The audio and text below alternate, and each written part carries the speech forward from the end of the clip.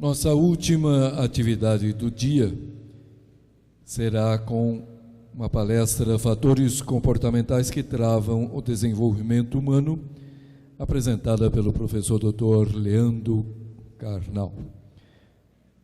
Leandro Carnal é historiador, doutor pela Universidade de São Paulo, USP, professor na Unicamp e escritor. Por seu conhecimento, ideias e análises críticas, alcançou lugar privilegiado no cenário intelectual brasileiro. Atualmente é um dos mais solicitados palestrantes do Brasil. Alguns de seus livros estão entre os mais vendidos, como O Inferno Somos Nós, Todos contra Todos, Crer ou Não Crer, O Dilema do Porco-Espinho e o recentemente lançado O que Aprendi com Hamlet. Na mídia televisiva participa frequentemente de programas como o Jornal da Cultura, Café Filosófico, CPFL, entre outros. É colunista semanal do jornal Estado de São Paulo e presença de destaque na imprensa nacional.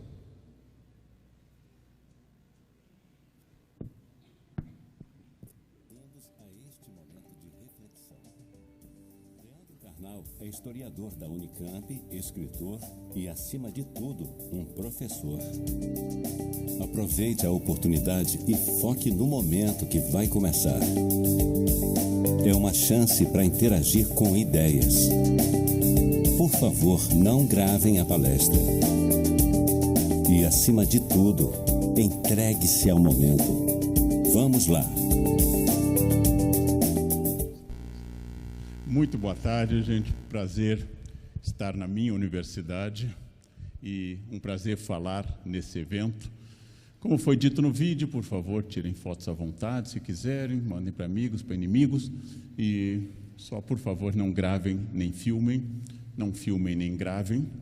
Caso alguém não tenha ouvido, não filmem nem grave. O professor sempre repete várias vezes.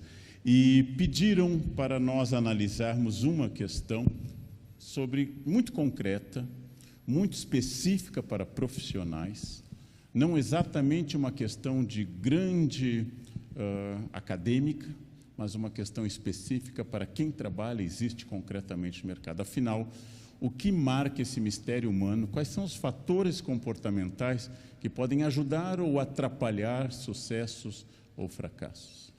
Afinal, o que faz uma pessoa ir para frente? Um mistério profundo. Quem aqui tem 2 filhos sabe que, apesar de provavelmente filhos do mesmo pai e da mesma mãe, eles são completamente diferentes. Quem tem 2 filhos sabe que, mandando a mesma escola, dando a mesma comida, comprando o mesmo leite, tendo os mesmos avós, parecem filhos de famílias diferentes. E não é porque a senhora ou o senhor educaram mal. A Bíblia fala de Caim e Abel, a Bíblia fala de Esaú e Jacó, a Bíblia fala de Salomão e Absalão. 2 irmãos completamente diferentes. 2 irmãos que chegam ao ponto de se odiarem a vida inteira, vindo do mesmo ventre materno, tendo a mesma formação. Então é esse o mistério, o que leva alguém a crescer. Por que alguém nasce no morro, em situação social de extrema pobreza, gago, epilético e se torna Machado de Assis? E outro nasce no morro, em situação social de extrema pobreza, e se torna um assaltante. Porque alguém nasce em família sólida, de dinheiro, e se transforma em um trabalhador, produtor, honrado, e outro entra para a política. Por quê? Porque é que a mesma família, pobre ou rica, católica ou protestante, religiosa ou ateia, gera filhos completamente diferentes. Esse é um mistério que eu penso há muitos anos. Quando eu era criança, eu fiz junto com meu irmão catequese para a primeira comunhão, e o padre Alexandre, com grande ênfase, um jesuíta que me formou, descreveu o inferno segundo a crença e segundo a visão das crianças de Fátima, de 1917. E descreveu como as almas caíam no fogo e como sofriam. Eu voltei, eu tinha 7 anos de idade, eu voltei chorando para casa, assustado com o medo do inferno. Eu tinha 7 meses, meu irmão tem 11 meses a mais do que eu.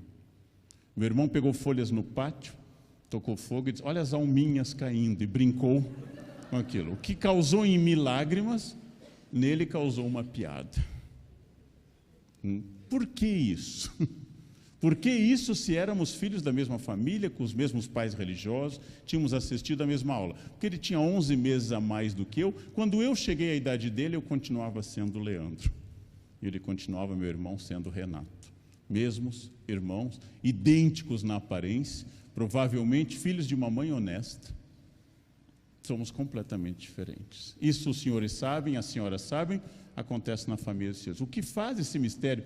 Afinal, o que faz as pessoas serem tão diferentes? Eu dou uma aula para graduação no primeiro momento, pego a mesma aula e dou no semestre seguinte para outra turma de graduação, e o resultado é o oposto.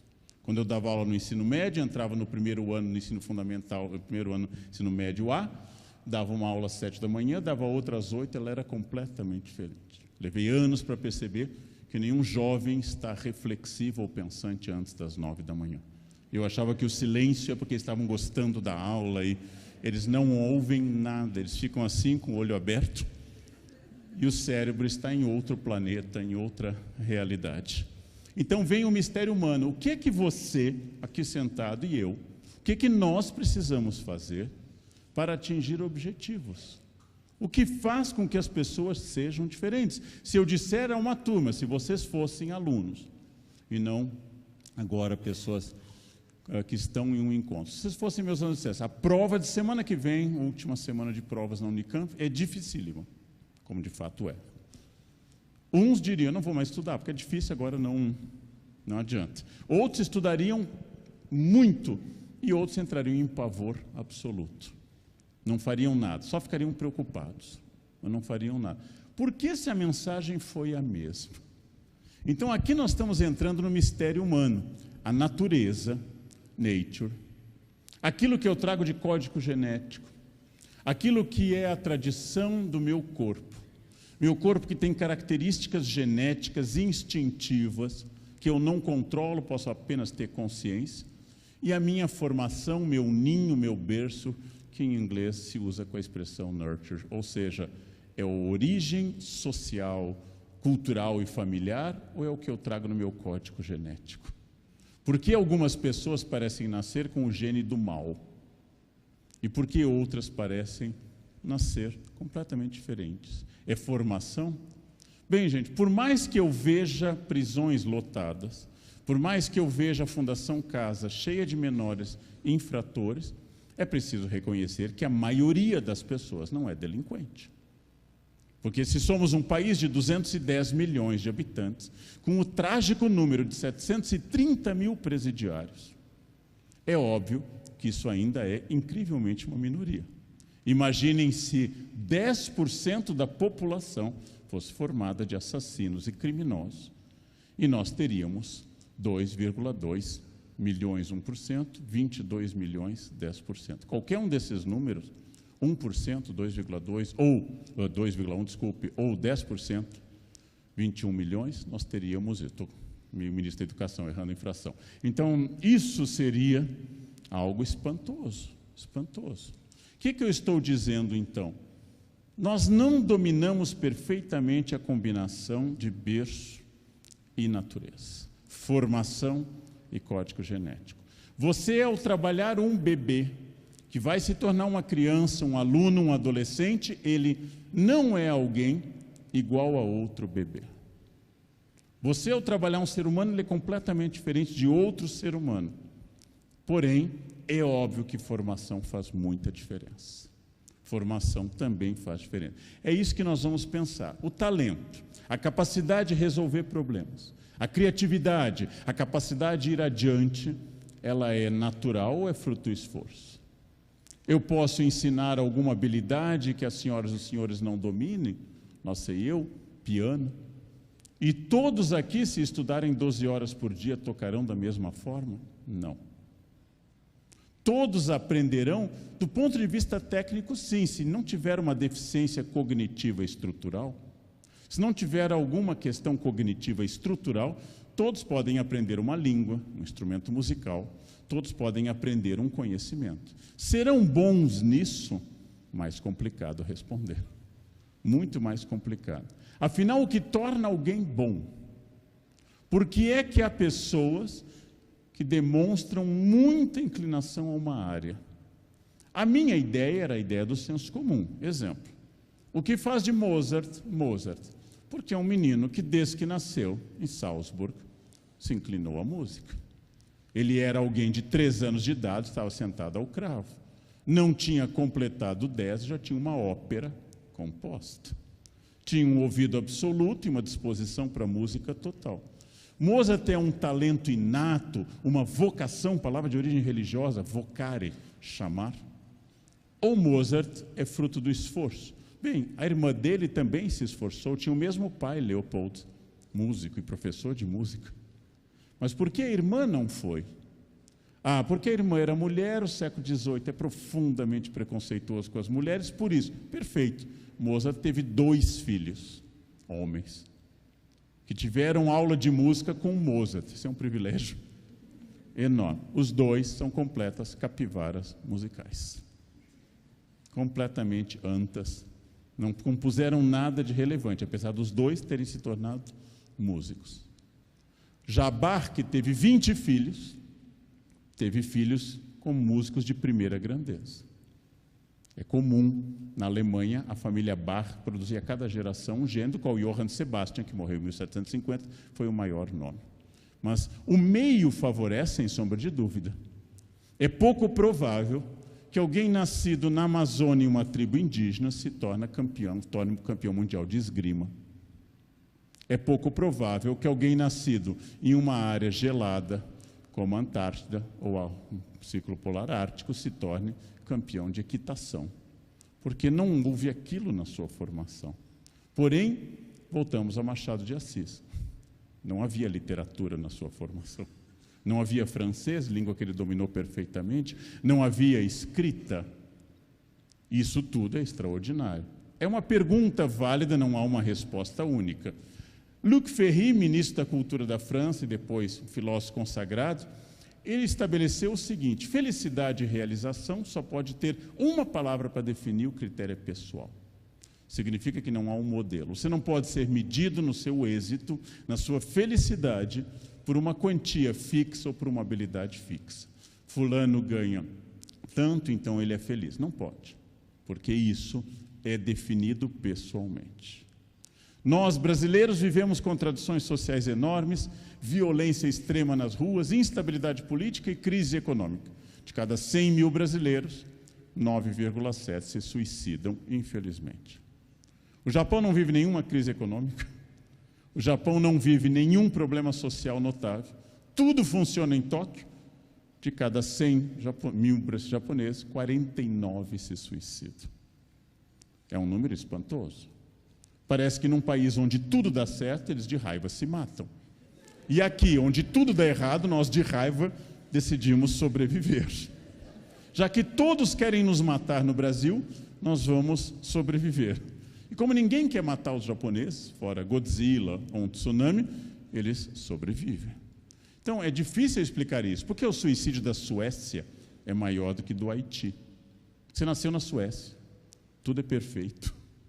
Você nasceu na Suécia, tudo funciona, todo carro é Volvo. Como é que você vai se sentir irritado nesse país, não? A Suécia tem uma taxa de suicídio altíssima.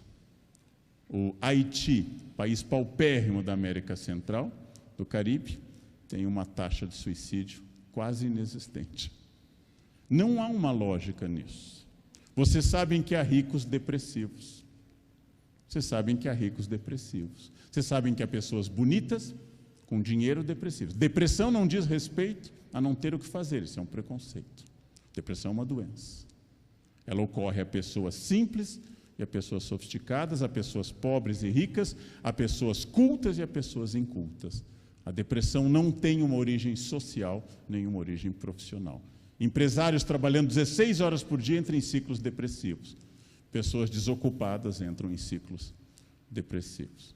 E outros que teriam tudo para ser depressivo não são. Você olha para a pessoa completamente fracassada em qualquer aspecto, ela está lá, feliz. Não, hoje não foi bom, mas amanhã vai ser. Esse é um critério pessoal, temos que concordar com Luc Ferry, porque trabalho e vida exigem um equilíbrio, seja ele qual for, e esse equilíbrio é dado por cada um.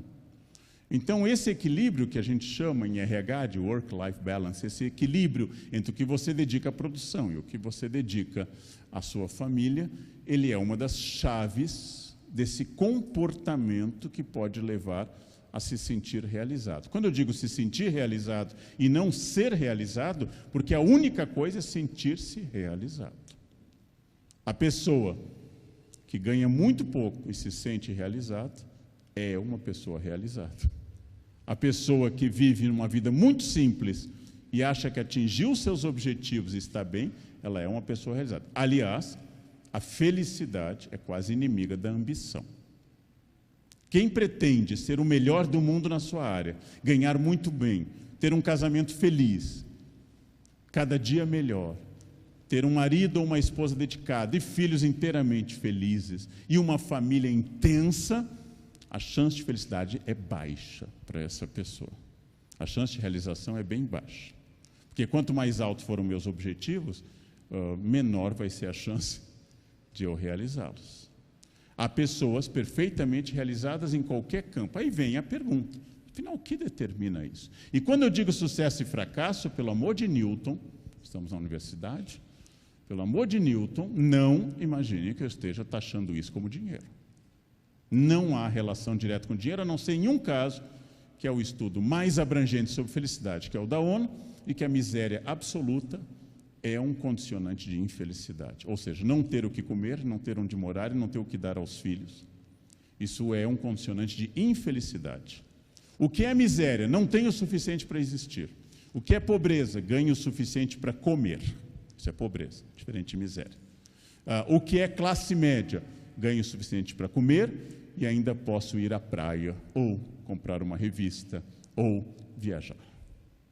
Então, isso já é classe média. Então, a miséria, de fato, é um elemento que dificulta a felicidade, segundo um estudo muito abrangente mundial da ONU. Pessoas que não ganham o suficiente para comer, têm instabilidade para morar e não conseguem dar aos filhos o mínimo, são pessoas tendentes à infelicidade. Mas, a partir daí, já tem o suficiente para comer, aí nós entramos em um campo muito mais amplo. Então, não associo a questão material. Isso é, nesse caso, irrelevante. Eu associo a pergunta final, quanto? Um outro estudo nos indica um dado muito interessante. Se estivéssemos em um seminário da pós, estaríamos trabalhando com os números, mas estamos em uma palestra geral em que é melhor pensar só nos resultados, por enquanto. Mais importante que ganhar bem é ganhar mais do que as pessoas ao meu redor. Mais importante que eu ganhar R$5.000 é que as pessoas ao meu redor ganhem 13.500. Oferecido em uma universidade americana a chance de você ganhar R$10.000 como todas as pessoas da sala, ou ganhar 9.000, mas os outros ganharem 5, todos optaram por 9.000. Menos. Então, o importante não passa a ser quanto eu ganho, mas o quanto isso que eu ganho pode ser elemento para eu me afirmar diante dos outros. Então, nós estamos entrando em um outro campo muito problemático. A minha felicidade é dada pelo olhar alheio. Ora, grande escritor espanhol do barroco, Calderón de la Barca, disse certa feita uma frase que eu gosto muito. Se o homem escolher pudera, é barroco, então tem tempos verbais exóticos. Se o homem escolher pudera, ninguém o papel quisera de sofrer e padecer. Todos quiseram de reger e de mandar, em ato tão singular, ao pensar que isso é viver, quando é apenas representar. Eu falei em barroquês, agora vou falar em linguagem editorial de jornal. Se nós pudéssemos escolher, todos escolheríamos ser ricos, bonitos, felizes. Ninguém escolheria ser feio, sem recursos, não inteligente. Se eu pudesse escolher, teria escolhido outra coisa. Ninguém escolhe o mal e a infelicidade. Mas não se dão conta que ser rico, bonito e feliz é representar. E o resto é viver. Vejam o que diz Calderón, católico espanhol. Por que eu quero uma Ferrari? A única vez que eu entrei em uma para fazer foto, eu achei desconfortável. o que me ajuda muito, porque eu nunca terei uma, então ajuda eu ter achado desconfortável. Não ruim, mas desconfortável, pequena, pouco espaçosa. O ronco do motor é enorme, mas como não é um carro que se mova por energia sonora, o ronco do motor só pode ter um efeito: impressionar os outros. O homem da fábrica na Itália que eu visitei, curiosamente, no Museu da Ferrari, disse: esse ronco é afrodisíaco. Eu pensei, nossa, a vida sexual dele deve estar ainda pior do que a minha. E a minha estava muito ruim na época, hoje está só ruim. É afrodisíaco sentir o ronco de um carro? Ele disse, você acelera e todos notam. Eu disse, nossa, eu sou uma pessoa vaidosa, mas eu não quero que as pessoas notem na calçada. Olha, é alguém. Geralmente a Ferrari é adquirida, não porque apenas ela tenha virtudes, que ela certamente tem, sou pouco especialista nisso, mas porque as virtudes dela impressionam os outros. Então, se o homem escolher pudera, todos quiseram esse papel, mas não percebem que isso é representar. Eu brinco com os meus alunos, às vezes, em fim de aula, eu digo a ele, vocês, rapazes, procuram uma mulher mais bonita, vocês, moças, procuram um homem mais bonito. Não procurem, são péssimos amantes. A pessoa linda é sempre ruim, porque ela é linda, ela já entrou com a lindeza. Eu estou aqui, eu sou linda, eu sou lindo, eu sou perfeito, apenas me adore. A pessoa média se empenha bastante. A pessoa média é aquela que se esforça e faz tudo, usa fantasia, sobe no lustre, ela se empenha porque ela quer agradar, porque ela sabe que seu capital na sociedade sexual é pequeno. A muito feia, o homem muito feio, a mulher muito feia, se empenharia ainda mais, mas tem um limite também da sua imaginação. Então, vamos pensar na pessoa média. Seria muito melhor eu procurar uma pessoa média, uma mulher, um homem, se preferirem, médios. Porém, há um problema. Há um problema. Eu vou ter que apresentar para os amigos.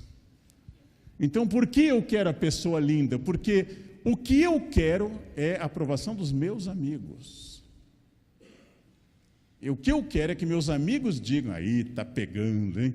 Aí, garanhão, é isso que eu quero. Porque na base dessa impressão está a opinião alheia, que é o representar. Eu tenho alguém muito bonita, eu tenho alguém muito bonito comigo. E não a pessoa em si. Essa pessoa é chata, tem voz ruim, a relação sexual com ela, com ele, é um desastre. Ela é vaidosa demais, ela é obsessiva com a sua beleza, ela não me olha. Não é? Às vezes até eu acho que ela está comigo pelo dinheiro, é possível pensar uma coisa dessa. E eu não tenho aquele aspecto prático, e tinha um grande plantador de soja, não vem ao caso lembrar, de caráter muito direto, que acompanhado sempre de moças, em geral 70 anos mais nova do que ele, dizia isso, né? Por que o senhor está com essa mulher tão jovem? Ela está com o senhor por interesse? Acusou uma repórter. Ele respondeu, eu sou milionário. Uma mulher de 80 também estaria por interesse, eu prefiro de 18. Pronto. Ele definiu de forma machista, excludente, uma relação prática. Ela tem o que eu quero e eu tenho o que ela quer. Pronto. É uma relação comercial direta. Se nenhum dos dois se sente enganado, faz parte do nosso processo social. Mas é porque eu prefiro isso, alguém que mostre para os outros. Como eu sei que isso é a escolha correta? Isso é muito difícil, é muito difícil. Porque, é claro, depois que o processo anda, você diz, eu sabia que não ia dar certo. Eu sabia que não ia dar certo. Olha, desde o início meu coração me dizia que não ia dar certo. Profetas são aqueles indivíduos que depois que os fatos ocorrem, dizem que sempre aquilo iria dar certo. Porque como não existe futuro, não pode haver profecia sobre esse futuro. Então o que acontece? Como eu sei que a escolha é correta? Como eu sei que aquilo vai dar certo ou não? Como eu sei que aquela é uma boa escolha? Ao fazer vestibular com o mesmo irmão que não temia o inferno. Minha mãe profetizou, o Leandro vai fazer filosofia, ele vai passar fome. O Júnior está escolhendo computação, é o futuro. Isso era 1979. E de fato era tanto futuro, que todo mundo dominou computação. Era o futuro mesmo. E ela tinha razão, filosofia não era uma função, e depois o curso de história, não era uma função que desse dinheiro. Ela tinha razão, mas a escolha de cada um não é racional. Senão todo casamento daria certo, porque você casou olhando para uma pessoa, só que você passou a dormir com outra. Você casou escolhendo uma pessoa que você namorou, e essa pessoa, como um gremlin, foi se transformando à noite. E você fica, não, mas não era assim, você também não. Você também não. Segundo a lógica da natureza, você casa com perfeita visão na juventude. E à medida que sua esposa ou seu marido vão decaindo, os olhos também vão decaindo. Então você não percebe isso. Aí inventamos os óculos, e veio o divórcio, e veio tudo mais. Ora, como eu sei que a escolha é correta? Qual é a melhor profissão hoje? Já que nós temos uma estatística assustadora. 40% de todas as profissões atuais deixarão de existir em 40 anos. Todas as profissões atuais. Tem tendências? Tem. Vamos pensar numa tendência. Seu filho quer fazer medicina na Unicamp, um dos melhores cursos do país, se não o melhor? Excelente. Recomende geriatria. Porque estamos envelhecendo rapidamente. E ninguém mais vai parar de trabalhar no futuro, então vamos precisar de mais médicos. Ou psiquiatria. Isso vai ter futuro enorme. Não peça para fazer pediatria. Haverá menos crianças. Ele pode ser bem sucedido em pediatria? Pode, mas a chance matemática dele é baixa. É mais fácil ele dominar uma planilha Excel do que aprender a escrever com tinta nanquim. Porque há mais futuro nisso. Isso é a tendência, mas isso é o que eu quero? Difícil, mas eu tenho que partir de um pressuposto. Isso eu não tenho dúvida alguma. Você tem que acreditar que a sua vida é fruto de uma interferência racional. Porque senão não precisa estar mais nisso que eu estou falando. Se eu acreditar que meu futuro será determinado, porque eu, Leandro, sou aquário com ascendente em aquário, e como tal eu sou um signo de ar, e como tal eu vou falar bastante, porque ar fala bastante, gêmeos, aquário, não calam a boca, 1 minuto. Se eu acreditar que a minha beleza vai ser sustentada, porque eu sou de Libra, e sou regido por Vênus, mas ela é muito organizada, é virgem, virgem é o signo da ordem, mas que chefe terrível, Áries. Áries é o cão chupando manga, quando manda nos outros. Mas que mulher ciumenta, Escorpião, água, ciumenta e vingativo, Escorpião. Mas que avarento esse homem, Capricórnio. Capricórnio não gasta nem com a mãe doente. Se você acredita nisso, saia dessa palestra. Você não precisa fazer mais nada, você já é de Capricórnio, você é de Áries. Leandro, você deu certo, sabe por quê? Porque você é do ano do cavalo. Logo, todas as pessoas nascidas no ano do cavalo darão certo. Mas tem o ascendente. Mas tem o pônei. Tem que pensar no cavalo e no pônei, lá sei eu. Tudo isso, gente, esses determinismos atrapalham o seu sucesso. Pensamento mágico atrapalha o seu sucesso. Não confundam com religião. Religião é uma gramática de relação com o sagrado muito antiga na espécie humana, que vai sobreviver ainda muito tempo. O que é magia? Acreditar no poder de coisas, de objetos. Magia é acreditar que seu sucesso esteja relacionado à lentilha no ano novo. Magia é acreditar que lingerie vermelha vai lhe trazer amor no Réveillon. Magia é acreditar que numa sexta-feira 13 as coisas vão dar errado. Magia é mudar o seu nome para que fique numericamente melhor. Quem faz isso deve mudar seu nome para animal. Porque se acredita que a quantidade de letras determina o sucesso ou fracasso, é uma pessoa que não tem a racionalidade humana. Religião, eu estudo há 30 anos, é um fenômeno fascinante. Magia também é fascinante, mas é típico de um pensamento que ainda não atingiu o grau da reflexão. Não confundam uma coisa com outra. Então eu tenho que acreditar o seguinte: entre a impotência, eu não posso fazer nada, e a onipotência, atributo do divino nas crenças dominantes de hoje, existe o humano. O ser humano não é um pedaço de pedra, o ser humano não é uma folha levada ao vento e não é um animal. É um animal, mas é um animal racional. É, segundo Aristóteles, um animal político. É, segundo Pascal, um caniço pensante. Um frágil caniço, mas um caniço pensante. Tudo pode matá-lo, mas ao contrário dos animais, ele tem escolha. Eu tenho escolha. O que eu vou jantar? Eu tenho escolha. Estou falando não da escolha material, mas do fato que o leão nunca será vegano. Nenhum leão amanhece e vai dizer, chega de maltratar as zebras, vou só no queijo tofu agora, na alface, vou entrar numa fase mais espiritualizada. Não, o leão não pode comer vegetais, seu sistema digestivo não permite. Se um leão comer alface, ele vai morrer anêmico e desnutrido. Há animais que não podem comer carne. Coala só pode comer eucalipto, exclusivamente eucalipto, nenhuma outra planta no mundo a não ser eucalipto. Eu, humano, posso ser carnívoro, herbívoro, onívoro, posso ser vegano, vegetariano e sobrevivo e bem, porque eu, humano, tenho, além de liberdade biológica, eu tenho instinto associado à escolha. Eu não sou impotente, eu não sou onipotente. Se eu pisar na cauda de um tigre, não adianta dizer a ele, perdão, foi sem intenção, foi acidental. E ele se volta e diz, não, nesse caso, então, apesar de estar doendo, eu entendo que não houve intenção de agressão. Tigres não distinguem entre crime doloso e culposo. Tigres são instintivos, são animais, são instintivos. O salmão, quando seu código genético apita, ele sobe para o rio que ele nasceu, se reproduz lá e morre. Ele é obrigado a se reproduzir. Não tem salmão celibatário, não tem salmão religioso, vou guardar para Deus. Isso. Não tem salmão problemático, não sei qual é a minha identidade sexual. Não tem. O salmão sobe e vai e se reproduz e morre.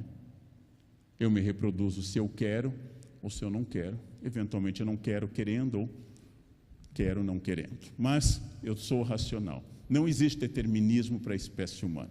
Não existe determinismo.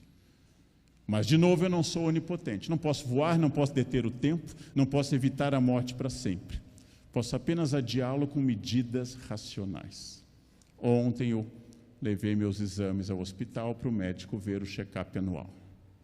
Então, o que eu estou fazendo?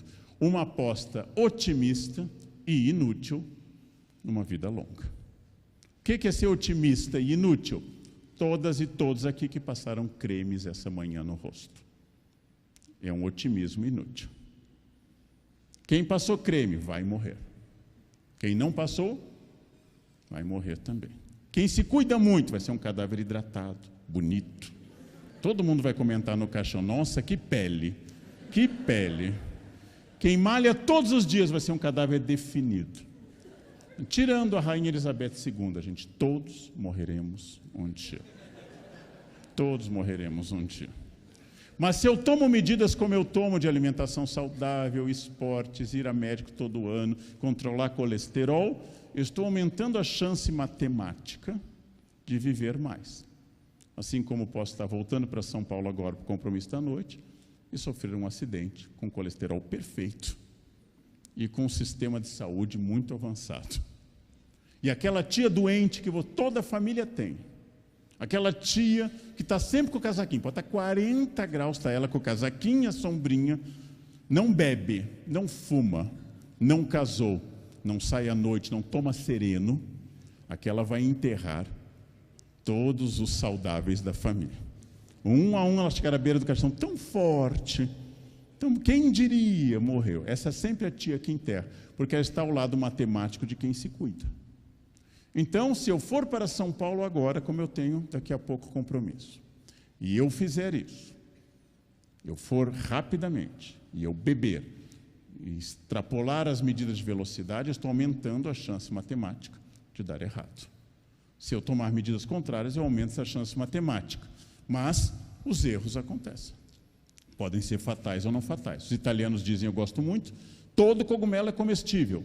Alguns apenas uma vez. Mas todo cogumelo é comestível. Não existe cogumelo não comestível. Todo cogumelo é comestível. Se eu errei, há uma mensagem estratégica. Não siga esse caminho. Tente outro caminho. Eu posso aprender ou não. Mas o erro é aquilo que tem a chance de me retirar da zona de conforto. O erro é aquilo que diz, isso que você está fazendo pode estar confortável, mas não lhe desafia, não exige seu melhor. Querem saber o que mais conduz alguém ao fracasso? matematicamente, é estar bem dentro de uma situação. É fácil. Ostra feliz, dizia um professor aqui da nossa casa, da Unicamp, Rubem Alves, de saudosa memória, ostra feliz não produz pérola. Crianças com pais protetores. Ralou o joelho, leva na UTI. Brigou na escola, leva uma comissão familiar e ameaça a escola. Foi mal na prova, exige que o professor mude a nota. São crianças com potencial de imbecilidade enorme. Porque a fórmula mais eficaz de destruir um ser humano é mimá-lo. Quem mima um ser humano, aluno, filho, faz como se eu pegasse para criar um delicado cachorro maltês, branquinho e fofinho. Criasse com vacinas, com veterinários, com massagens, rações premium. E quando ele atingisse a idade de plenitude de um cachorro, 2 anos, soltasse na floresta amazônica. Agora vai ser livre, maltezinho. Vai, porque agora você já é um adulto. E seria comido por um calango ou por um mosquito na Amazônia. Porque quanto mais eu protejo, mais eu impeço de viver. Então, a zona de conforto é aquilo que destrói uma carreira e um casamento. Se eu tivesse que dizer atitudes comportamentais que barram o sucesso, é viver na zona de conforto. Mas está bem. Quando você diz à sua esposa, usa aquela lingerie que eu te dei no dia dos namorados, e ela diz, para que estamos só nós? A minha pergunta é, com quem você vai usar? Se estamos só nós, quais são os seus planos? Não, aquela é do médico, pior ainda. Pior ainda. A zona de conforto é aquilo que nós sabemos do embrião da galinha. Se até a 3ª semana ele romper o ovo, ele morrerá, porque ele não tem condições de existir no mundo. Se a partir do 21º dia ele não romper e surgir ao mundo para suas dificuldades, ele morrerá. A zona de conforto é o que lhe protege e é o que lhe mata. Saber qual é a hora de romper com ela é fundamental. Baixou a guarda, começou a diminuir o frio na barriga, começou a beijar sua esposa na testa. É o início do fim. Você está na zona de conforto. Por quê? A testa é a única zona humana não erógena. Nunca houve alguém que, passando em Campinas, disse, olha o testão daquela gata. Nunca, gente, nunca. Ninguém se seduz com a testa. Começou a beijar na testa, é sinal do fim. Começou a ficar à vontade, usa moletom em casa, corta a unha na sala. Por que eu estou fazendo isso? Porque eu estou à vontade, é a minha zona de conforto. E é isso que está matando o casamento. Começa a comer na cama, leva biscoito de polvilho para a cama. É isso. O mundo é entrópico. A física nos ensina que a entropia é a perda natural de energia que acontece em todas as situações. Tudo que é quente está esfriando, se não receber energia extra. Tudo que é rápido está diminuindo a velocidade. Tudo que existe está desaparecendo. Tudo tende a se igualar com a energia do ambiente. Resultado, o mundo vive em entropia. Se eu parar, eu não paro, eu serei superado. Ah, mas nós estamos bem, a nossa empresa vai muito bem, sim, um dia. Isso também foi a opinião da Varig. Nós estamos muito bem. Não, mas nós temos muitas fábricas, as indústrias Matarazzo também constataram isso, 365 indústrias. Como é que a gente pode quebrar? Somos a maior companhia aérea do mundo, a Panam. De fato, estão muito bem. Nós dominamos quase 100% do mercado fotográfico, Kodak. Estamos muito bem. Infelizmente, você está tão bem que outras pessoas mais jovens, mais dinâmicas, com outras soluções de engenharia, estão chegando ao mercado. Você está ficando para trás. E é isso, tudo muda sempre. Ao contrário das nossas avós, que casavam e sabiam que iam morrer casados. Porque, apesar de não serem eventualmente felizes, ninguém separava. Era muito pesado. Existia uma coisa que os jovens nem sabem, era a pessoa desquitada. Era muito pesado. Era muito pesado ser um homem ou uma mulher desquitado. Era quase que um pária da sociedade. O filho ia mal na escola, porque também os pais são separados. Se tinha pai separado, não podia entender binômio de Newton, não podia entender tabela periódica, porque os pais são separados. Hoje, gente, tudo muda. Seu casamento precisa ser refeito todos os dias. Gente um pouquinho melhor que você, como o Brad Pitt, foi largado. Pense nisso, faça essa comparação. O homem é um produto extraordinário. O homem, gênero, o mercado consome esse produto em qualquer estado de conservação. Isso é extraordinário. É como um sofá velho, põe na rua, alguém passa e pega. Não gostou do seu marido, chato, barrigudo, ronca? Tem quem queira, é incrível. Tem quem queira, é incrível, é só soltar na calçada.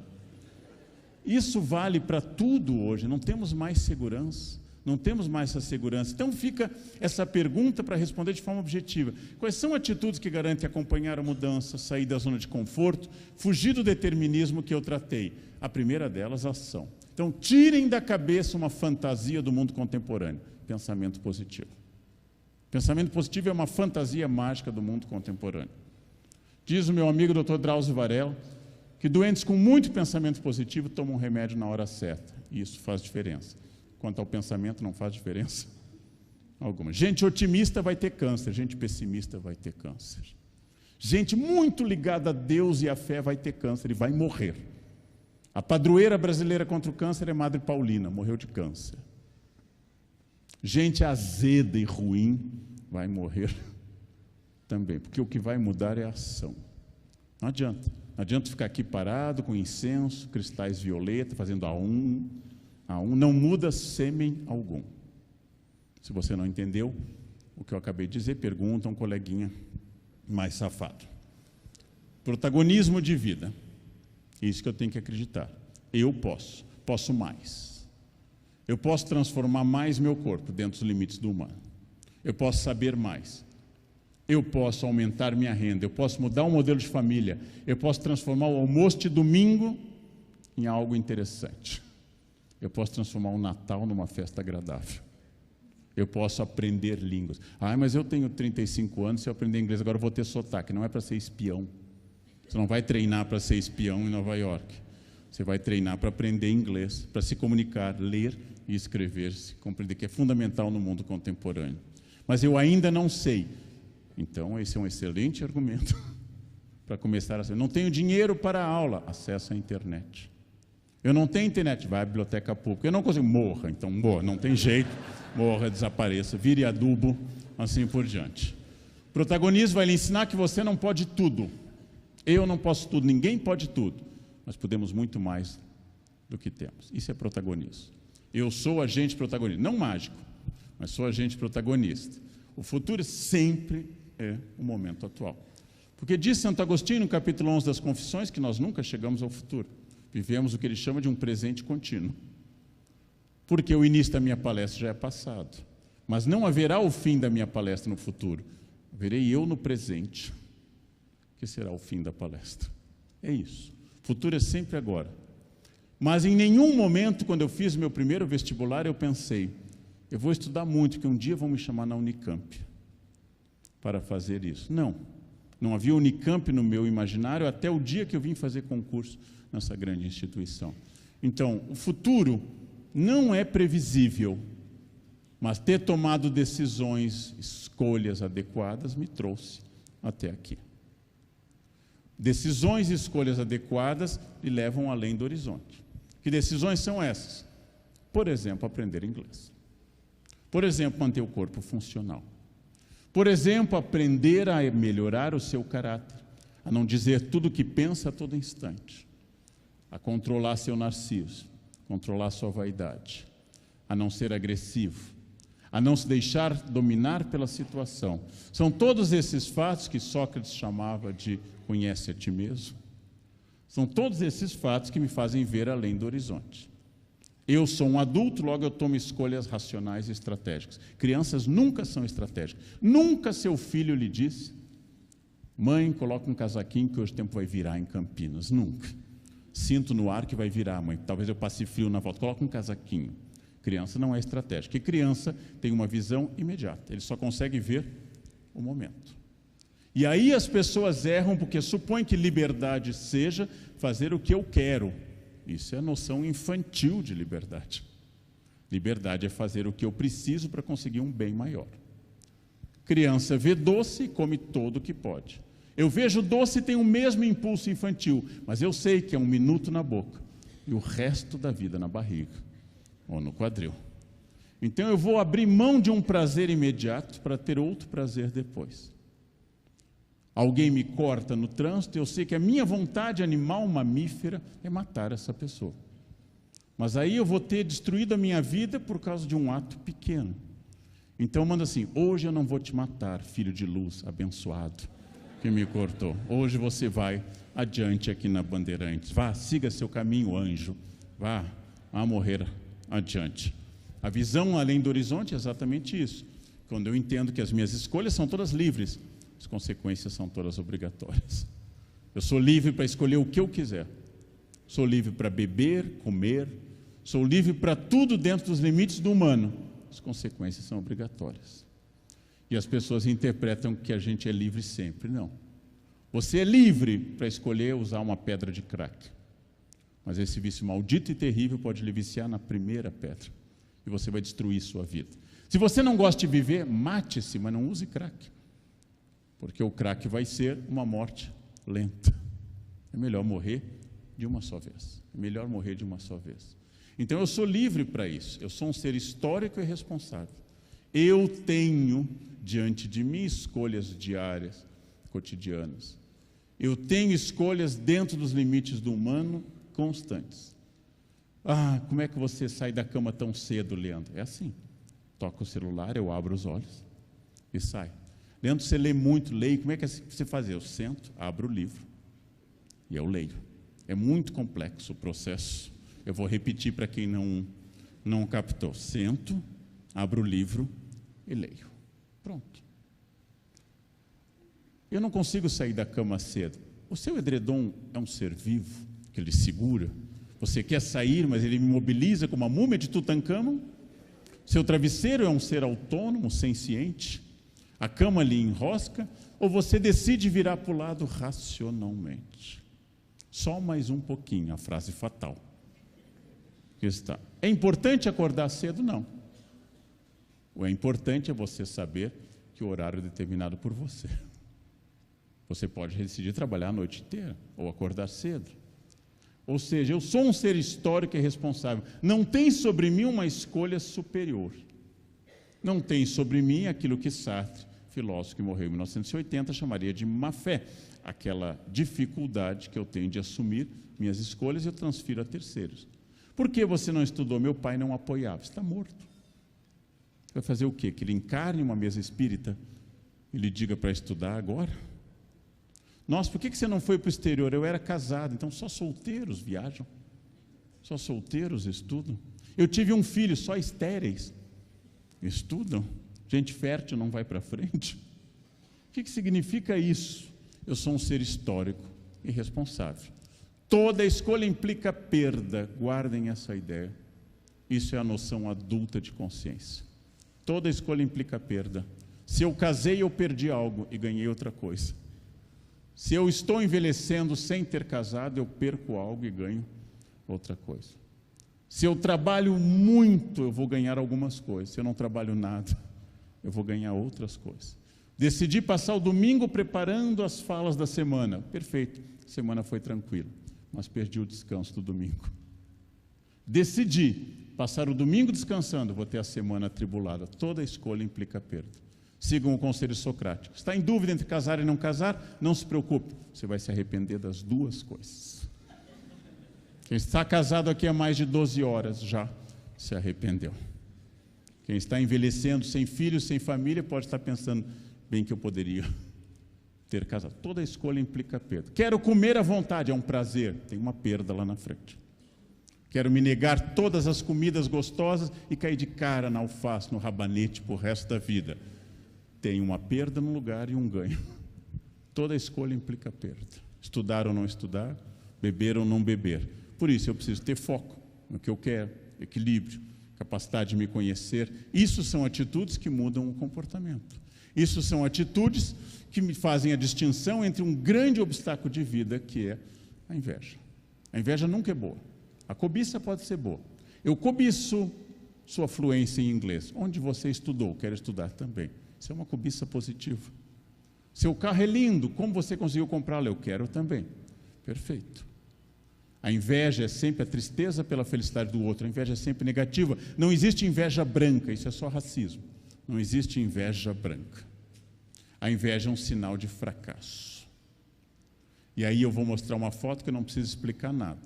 Inveja quer dizer não ver, invidere em latim. A foto já diz tudo. Sophia Loren, uma das mais talentosas artistas da história. Jane Mansfield é muito menos do que ela. Vem o fotógrafo. Ao invés de sorrir para a câmera, mostrar a beleza de Sophia Loren, uma mulher talentosa com o privilégio de ter envelhecido bonita. Sophia Loren mira no Silicon Valley, lá da colega. Quem é hoje Jane Mansfield? Comparando com Sophia Loren, ninguém. Morreu pouco tempo depois dessa foto em acidente. E Sophia Loren não viu o que ela devia ver, que era ela mesma, e olhou para o outro. A grande Sophia Loren, a genial Sophia Loren, a linda Sophia Loren, não viu. Inveja, como diziam os caminhoneiros, é uma M, porque ela atrapalha muito a vida. O bom modelo é, se alguém está à frente, o que eu faço para chegar lá? O que eu faço para conseguir o que você conseguiu? O que eu faço para te acompanhar? O que eu faço para ter esse conhecimento, essa família ou essa casa? Ou essa fluência em alguma língua? O que eu faço para isso? Ao invés de ficar dizendo, ele teve sorte. Ele teve sorte. Hein? Então, essa é a crença aristotélica. O caráter é perfectível, não é perfeito. Eu posso melhorar. Eu não sou Gabriela, eu nasci assim, eu sou sempre assim. Gabriela, não é isso. Eu sou perfeitível. Ah, esse é o meu jeito. Bom, esse é o jeito do qual você partiu. Você vai ter que trabalhar com isso. Eu sou uma pessoa irritadiça. Dou aula há 37 anos. Nunca bati um aluno. É uma vitória. É uma vitória. Renovada todo semestre. Só esse semestre. De novo, eu não vou matar ninguém, nem espancar ninguém. A um. E diariamente eu vou repetir. Para outros... Tem gente que tem paciência natural, mulheres em particular são mais pacientes, tem paciência natural, olha e repete, manda o filho escovar os dentes 4 vezes por dia, 15 anos. Eu já espancava e arrancava os dentes, não quer escovar, moleque, fica sem dente, então arrancava todos. Outros são, escova os dentes, já escova, já faz bafinho para eu ver de novo, e de novo. Eu sou perfectível. Para mim, o ato de acordar é fácil, a qualquer horário da madrugada. Para outros não é tão fácil. Para outros, não comem um pacote de Alma Chips, definem abdominal. Eu tenho endocrinologista, personal, plano, e é um sacrifício sempre no limite, sempre médio-baixo. Para isso, perfectibilidade, desde que eu me inclua na resposta, que eu sou responsável. Não o sistema, não o Brasil, não a Unicamp, não Campinas, não a minha família. Eu sou responsável. Eu posso tudo de novo? Não, porque eu não sou Deus. Eu não posso nada? Não, porque você não é uma pedra, nem um peixe. Você tem livre-arbítrio, você tem vontade. Sou responsável. E com isso, eu vou controlar a única coisa que nunca pode ser reposta. A única coisa que te aproxima de qualquer milionário. Se ele perder tempo, ele está perdendo tempo e você também. Por isso, gente, por favor, pelo fim do bom dia em grupo de WhatsApp, pelo fim do boa noite, pelo fim do bom final de semana, pelo fim das mãozinhas em prece, digam no grupo da família, vale por 10 anos, bom dia para todo mundo, com a graça de Deus, da bem-aventurada Virgem Maria, que nos cubra com seu manto até o dia do juízo final, amém, e pronto, saiam do grupo, pronto, nunca mais, não se ganha nada mandando mensagens todas, não fotografem quando forem ao quilo, e manda comida para... Estou no quilo, kkkk, estou no bandejão, kkkk. Não se orgulhem dessas coisas. Aceito, estou no bandejão, mas é o que tem para hoje, depois um dia eu vou conseguir. Não precisa botar... O sol está se pondo, ele faz isso todos os dias, há 4,5 bilhões de anos, desde que a Terra surgiu. Um dia vai deixar de fazer. O que estamos fazendo de nós mesmos? Pergunta que Foucault nos faz. Não tem uma segunda vida, não tem um momento posterior, não tem uma vida depois dessa, não é um ensaio. Isso não é um ensaio, não. A partir do ano que vem eu vou conseguir. Não, quando eu me aposentar eu vou viver. Não, você está vivendo agora. Tem que ser agora.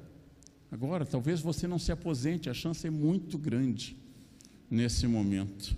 Não guarde a vida para esse momento. Esteja onde você está, como os budistas nos advertem. Não esteja em outro momento. Esse é um conselho que eu aprendi com a monja Cohen, que escreveu o livro comigo. Não esteja aqui onde eu estou agora pensando no texto Estadão que eu não corrigi. Não esteja aqui pensando na palestra à noite, porque ela terá seus próprios problemas. Esteja onde você está. Quer dizer trabalhar muito? Não. Quer dizer quando você for trabalhar, trabalhe. Quando for com a família, esteja com a família. Quando for dormir, durma. É isso que eu aconselho budista. Pare de fazer tudo ao mesmo tempo. Controle o principal inimigo, o primeiro pecado capital, o destruidor de carreiras, a vaidade. Ele passou na minha frente com o carro, vai fazer o quê? Vai chorar? Babaca. Vai entrar em crise? Mas ele me chamou disso. Você é ou não é? Se você é, não se irrite. Se você não é, não se irrite. Veneno só funciona se eu beber. Ai, mas ele disse que minha mãe era isso. Ela era? Pense bem. Aquelas noites que sua mãe saía, ela era? Não. Então, por que você se ofendeu? Por quê?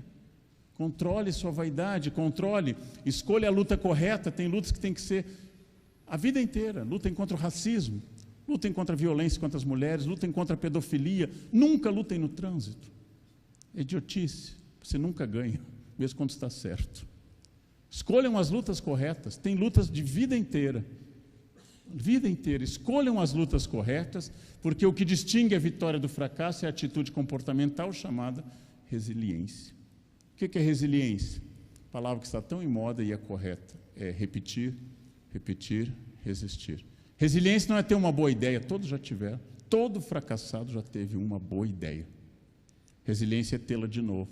Resiliência não é ir para a academia amanhã, é depois da manhã, segunda, quando fizer frio, quando o inverno chegar de fato, e de novo, e quando está sem vontade. Resiliência não é se matricular em um curso de inglês, resiliência não é só hoje eu não vou responder a minha sogra, só hoje, é todos os dias, porque família é como herpes, volta, volta, volta, toda briga reaparece, brigou no Natal, volta na Páscoa, não adianta. Resiliência é a capacidade de enfrentar permanentemente todas as coisas. Resiliência é sofrer o vento, sofrer o frio e continuar de pé. E é difícil. Não é a segunda-feira que é difícil, é a sucessão de centenas de segundas-feiras. Disse uma peça de teatro que eu assisti no exterior, Thérèse, a Carmelita dá conselhos, a jovem Carmelita, e diz assim: no Carmelo só são difíceis os 50 primeiros anos, depois passa. No casamento também.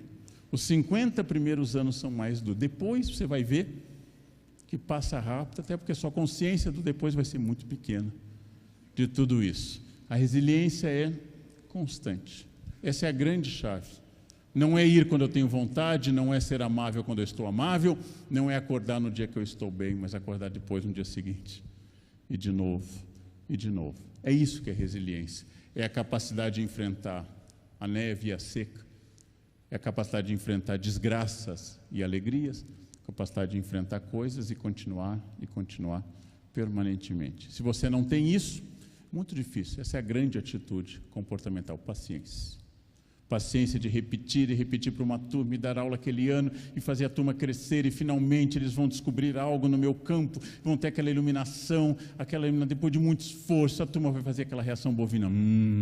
Enfim, entenderam depois de um ano de aula. Aí chega no ano que vem outra turma que nada entende, que nada sabe, e eu de novo, e de novo, e de novo, todos os dias.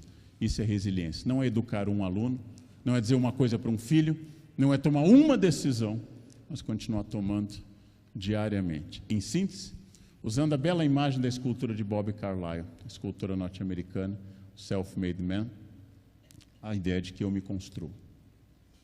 Eu me construo diariamente, tenho partes completamente prontas, outras muito bem acabadas, outras completamente por fazer. Tem coisas que são facílimas para mim, tem outras que são uma dificuldade enorme. Eu sentado em casa, na minha poltrona preferida, tomando vinho à noite. Eu sou uma pessoa muito legal. Eu próprio me espanto, como eu sou legal. Escutando música, então... Agora me ponha no trânsito, com fome, no fim da tarde, e vem dentro de mim um pequeno monstrinho. Ou como diz minha família, Jesus te ama porque não convive contigo. Se convivesse, não amaria. Como eu sou legal e sábio falando para as pessoas, coisas que eu preciso ouvir, coisas que eu também preciso mudar. Isso é construir-se. Ninguém está acabado até o dia da morte. Ninguém tem todas as experiências. Todo mundo precisa ouvir, aprender, aceitar, mudar, errar, tentar. Isso é construir. Essa é a grande atitude que caracteriza essa resiliência que faz com que você saia da zona de conforto permanentemente e continue esculpindo, se transformando, parando de acreditar em natureza, em determinismo, em má sorte, em signo e todas essas balelas, e sabendo que se eu não sei alguma coisa, eu tenho que começar a estudá-la. Se eu tenho um defeito de caráter, tenho que começar a trabalhá-lo. Se eu não consigo trabalhar, eu vou procurar um profissional, um psiquiatra, um psicanalista, um analista. Se eu tenho que guardar tal dinheiro, eu tenho que fazer uma estratégia. Se eu tenho que conseguir tal objetivo, eu vou ter que começar assim. Ação permanente, ação para sempre. Isso é resiliência. Então a diferença não está em não cair ou levantar uma vez. Mas, como dizem os japoneses, o sucesso é levantar-se uma vez a mais do que caiu. Caiu 7 vezes, levante 8, terá sucesso. Caiu 7 vezes, ficou no chão, tanto faz. É isso, é a resiliência permanente. Essa é a ideia final, que sintetiza tudo o que eu disse. Você e eu somos sócios majoritários da nossa vida. Sócio majoritário manda tudo, nem forçando. Sócio majoritário não manda em tudo, mas manda. Eu não tenho tudo de acordo com a minha vontade, nem tudo sai como eu gostaria. Mas se eu insistir, aumento a chance matemática que um dia dê certo. Se eu insistir. Se eu insistir e tentar mais uma vez, e mais uma, e mais uma. Um dia pode dar certo.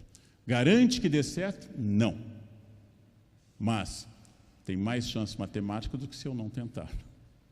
Eu vou conseguir um dia falar inglês? Eu só sei que se você não estudar, a resposta 100% segura será não.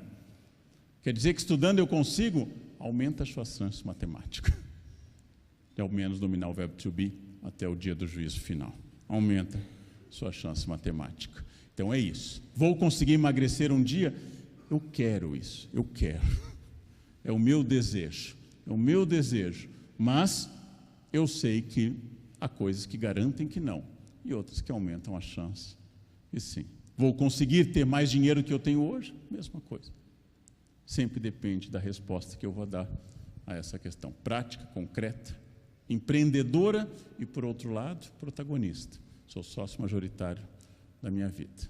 É essa a grande mensagem para eu pensar. Não tem solução mágica, sucesso não é ganhar bem, sucesso não é estar mais do que os outros, é determinar algo que eu estabeleça como sucesso e a partir disso eu começo a medida concreta para tudo isso. Era isso que eu queria transmitir às senhoras e aos senhores nessa tarde aqui na nossa querida Unicamp. Muito obrigado pela atenção de todos. Muito obrigado.